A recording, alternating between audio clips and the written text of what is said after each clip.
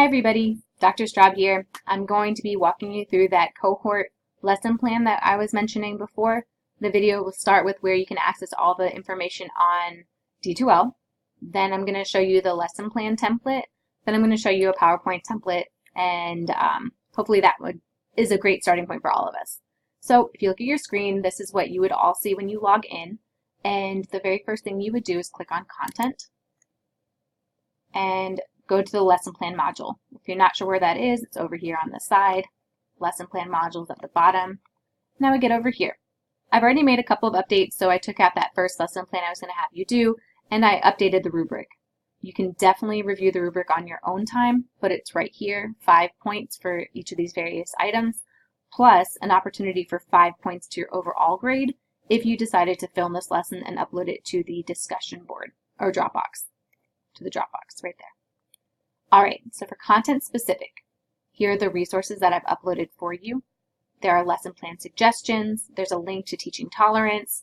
Here's the discussion forum where you can put in any of the questions that you might have, which I'm going to ask you to do over the course of this week. And here's a template for the PowerPoint and a template for the lesson plan.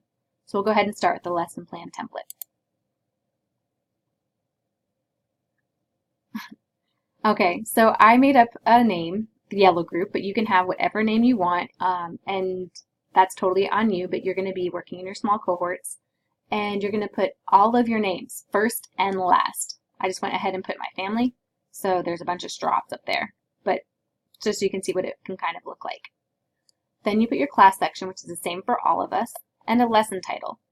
As a group, you're going to decide which kind of lesson you're going to want to do.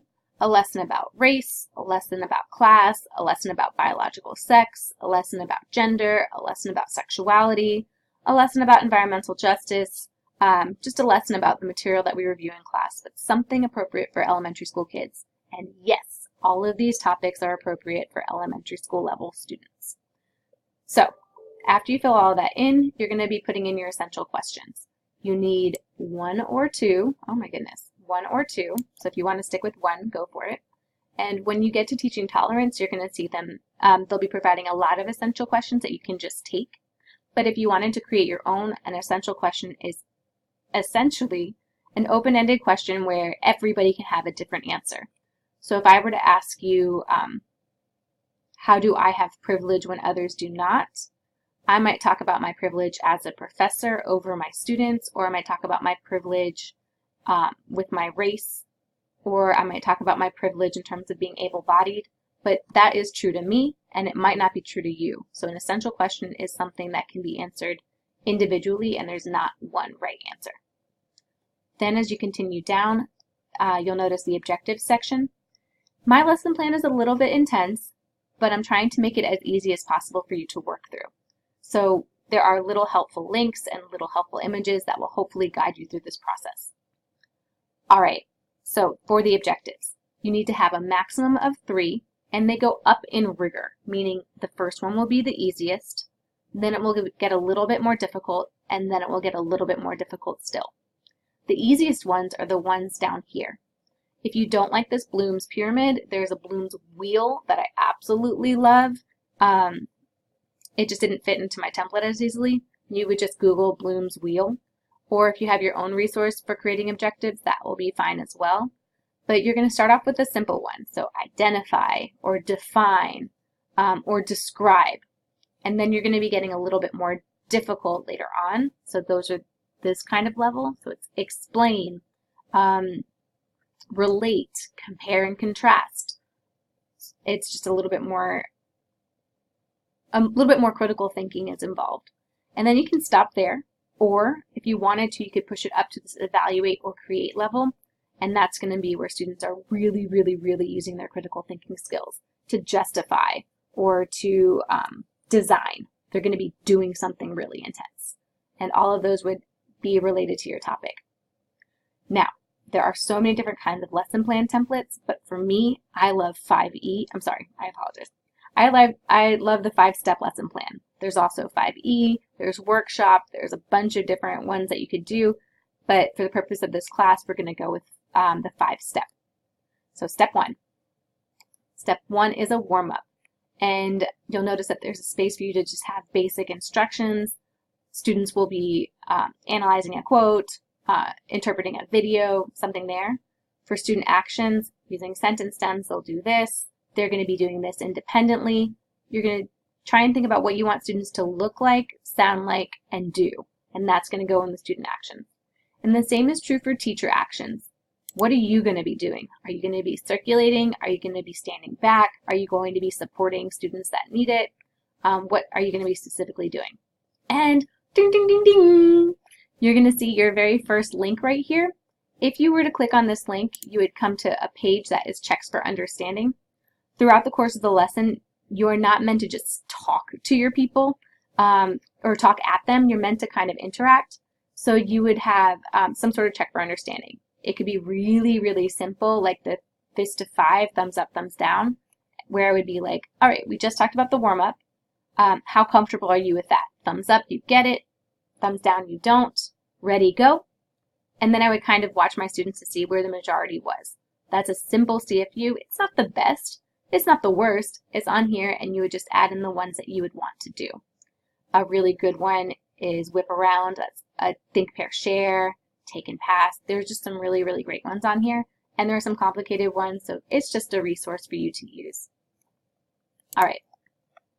Then for the introduction to new material, I have some steps that you might want to follow. Again, instructions, student actions, teacher actions, CFU. This is where you would put in the details. So what vocabulary are you going to have them learn? How are you going to have them learn it? Are you going to use a Frayer model? Are you going to use picture example? Just how are you going to have them learn what you want them to learn? It can be vocabulary, it can be new facts, but how are they going to learn it? Then for the We Do, this is where you practice together. And you'll notice that there's another link for active learning examples. And when you click on it, it comes to here. You can think about what you want them to do. Do you want this to be a small group where they're working in pairs or in groups of 3? Do you want it for the whole class? I'll let you review this on your own, but you'll see all these different things that you can do. All these different things that you can do. You just click on them if you'd like to do that. And the same for individual ones. They're all down there as well. So tons of options for ways for students to interact with their material. Then the You Do is independent, and you can again use that active learning example. There was that individual option, or you can click on something like this with closure activities, where you've got different ways that students can show what they're doing.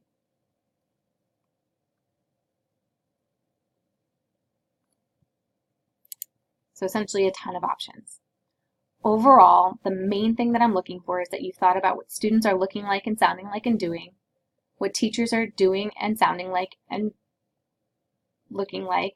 You've included CFUs, and you've demonstrated that the first objective aligns here with the independent or the intro to new material. The second and third objectives align with these areas down here, and that would be a complete lesson. Now, another resource that you have is this lesson plan PowerPoint. I also suggest, just like the other one, that you download it or that you upload it into Google Drive so that you can all work on it together. But essentially, you're going to be just filling in this this PowerPoint template. I'm just going to download it the whole way so you can really see what's going on.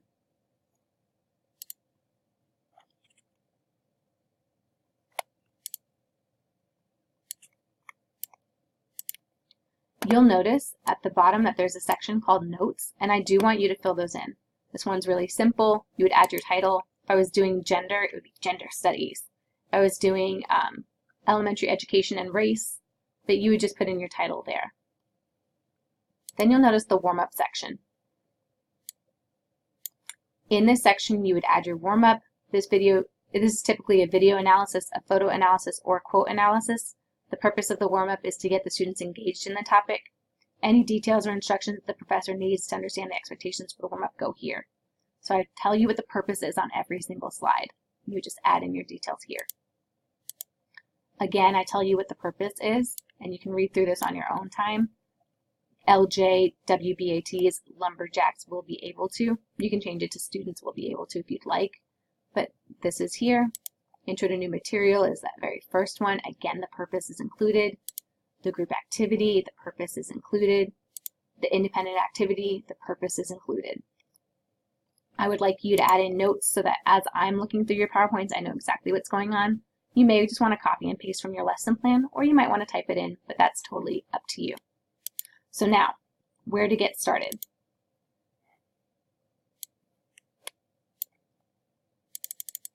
Here is the timeline for this project.